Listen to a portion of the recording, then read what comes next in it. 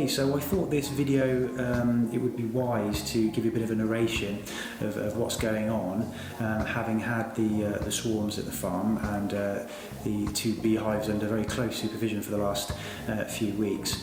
So one of the first things that we noticed when we did the inspection on the first hive, on what you can see in the images here, is an opened queen cup. And you can tell that there's been a queen in this cup, because you can see where she's bitten her way through the bottom of the cup and emerged, and you know, that's got some implications for the behaviour of the hive.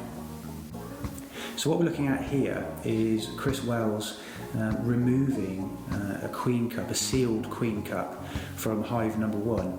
Now, there are quite a few of these on the hive, this is just one of them, and as you see, as he opens the queen cup, no queen comes out, and that's because the queen inside has been killed. And as you can see, when he opens it up, all you've got is the remains of the queen inside. Previously to this, one of the queen cups did have a live virgin queen in it, which we removed and saved for later. So here we then have a picture of the two hives sat next to each other, and this is after we finished doing the inspections. And what you're basically seeing here is the hive on the right hand side, which is the one I call special measures hive, because that's the one which had a lot fewer bees this year, and the one that hasn't been producing a great deal of honey, and the one which we had lost the queen quite early on.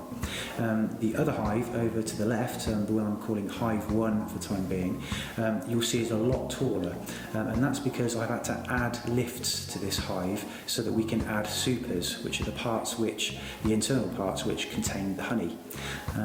So they look quite different at the moment. You've got the one on the left, which has now got 3 supers in it, as well as the brood box, 2 of which are full, and 1 is in the process of being filled.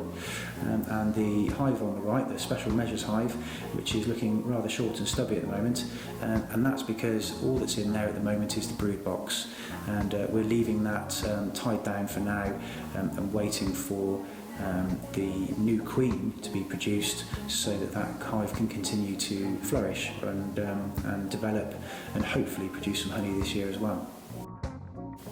So, as I mentioned previously, we took out a live queen, a virgin queen from hive 1, and this bit of footage here is Chris gently encouraging that queen to go into hive 2.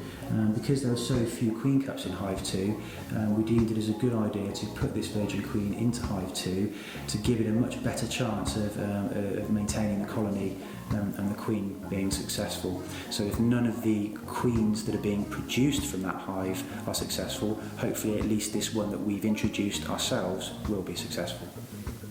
Okay, so then over to the swarm box.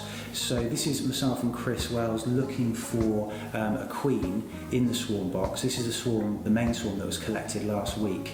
And this is us trying to find the queen. The bees were acting as if there was a queen there, but we couldn't see her. So we put the brood frame back in the box, and we're going to leave that swarm box there and come back and inspect it again next week, just to see if there is indeed a queen there, and if that can be maintained and turned into a new colony of bees in a new hive. So thanks for listening, and thanks for following our bee escapades up at Honeydale farm. There'll be lots more to follow, rest assured, but hopefully things are straightforward and quite clear. But if you've got any questions, then don't be afraid to drop us a line, and I'll do my best to answer them as best I can. But yeah, thanks for listening.